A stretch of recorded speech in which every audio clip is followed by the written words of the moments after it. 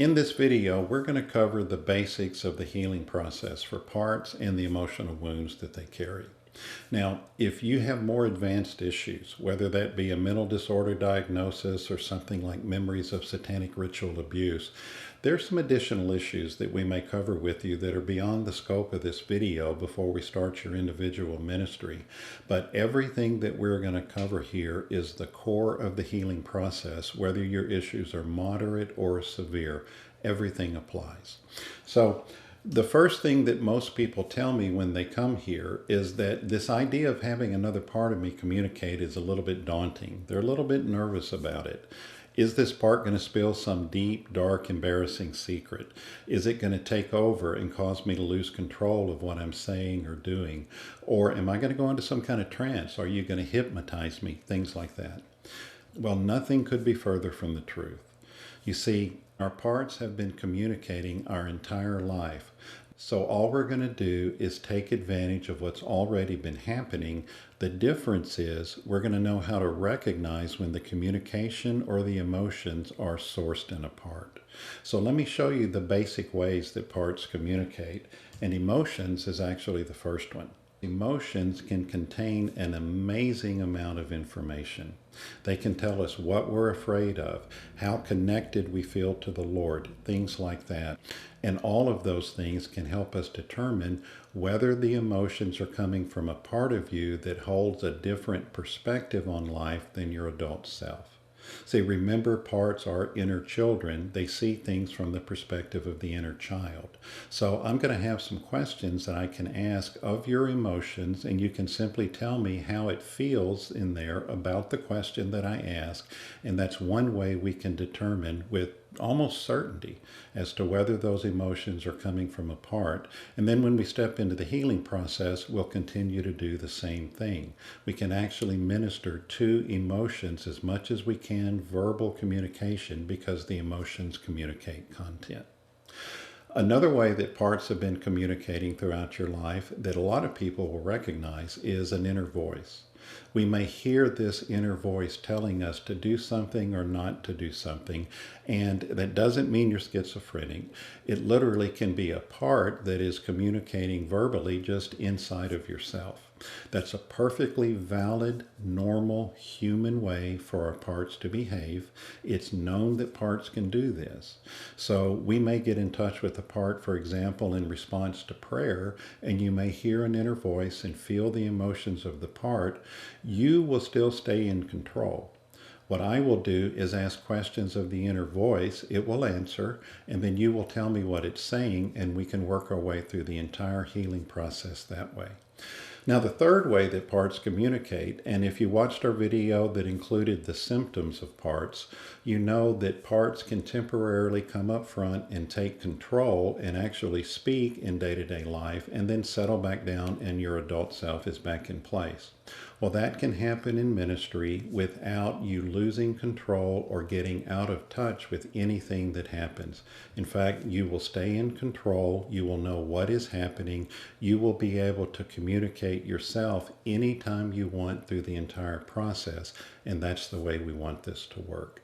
We're doing all of this within God's order and with the way God made us all as human beings, and we're not stepping outside of that. So, to understand the healing process, we do have to remember what we're working with.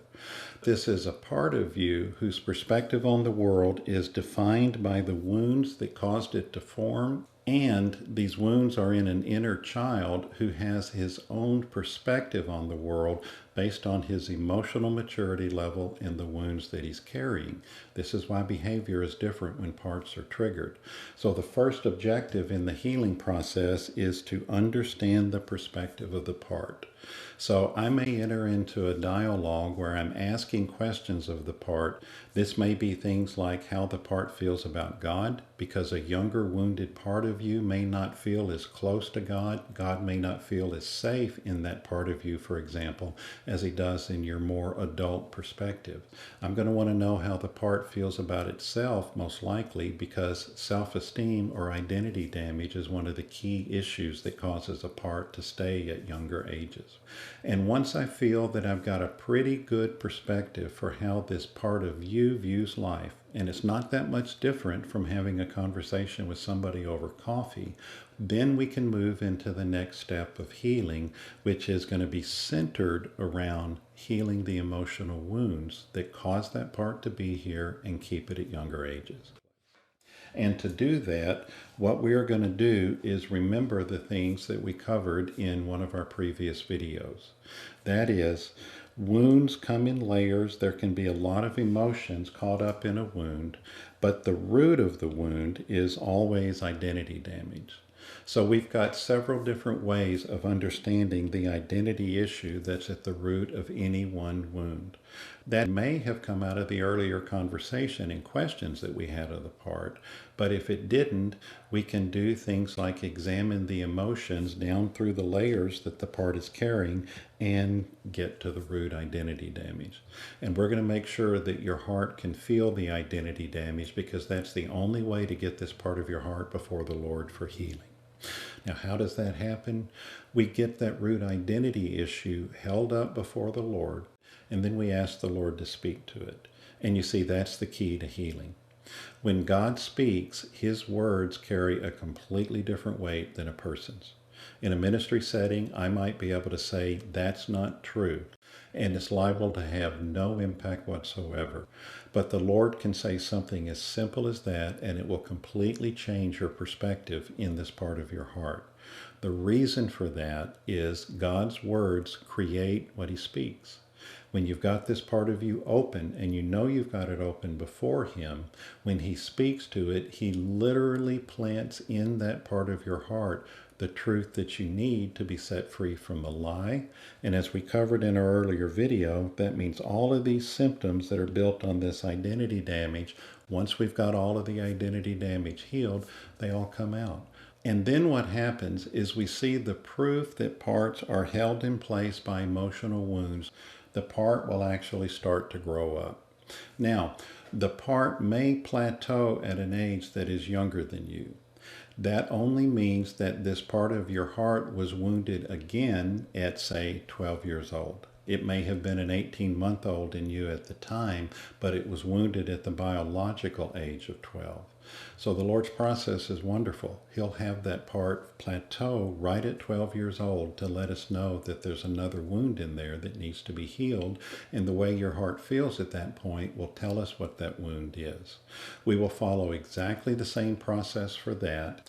And usually parts plateau at ages up to about 20 years old. Once you hit the issue that's in the 17 to 20-year-old age range, in almost all cases, the part will automatically grow up and reach your biological age. Now, at that point, if we've done our job really well, there will no longer be any issues carried in the heart that keeps this part of your mind fragmented.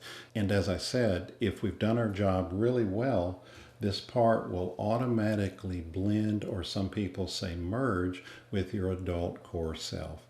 So what we're going to do is we're going to monitor the age of the part as each wound gets healed. Now, not everybody's going to get the exact age of the part, but you will know when this part of your heart feels like it's at the same maturity level with you. So as we go through that process of finding parts, all of the parts will go through the same thing. They will mature and they will blend with you. And the way you know that we're at or near the finish line is this. You will feel like you're in an adult mindset the majority of the time. Now, you may not know what that feels like till you get there, but when it happens, you will know.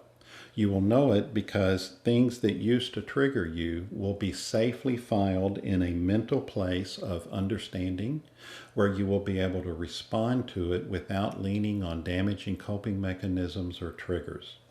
The triggers that used to be there, in fact, will be replaced by self-control and sober-mindedness because you're going to be responding as a mature adult, not a wounded inner child. And these coping mechanisms and mental confusion and things like that will be out of your mind because they're no longer carried in an inner child. You're now a healed adult. And finally, really the most important thing about the healing process is that God's residing peace will grow over time. Now, just a quick note, this doesn't mean that our lives are going to be free from pain and trouble. We're still humans. We're still living in an imperfect world. Things can still hurt us. We can still have challenges.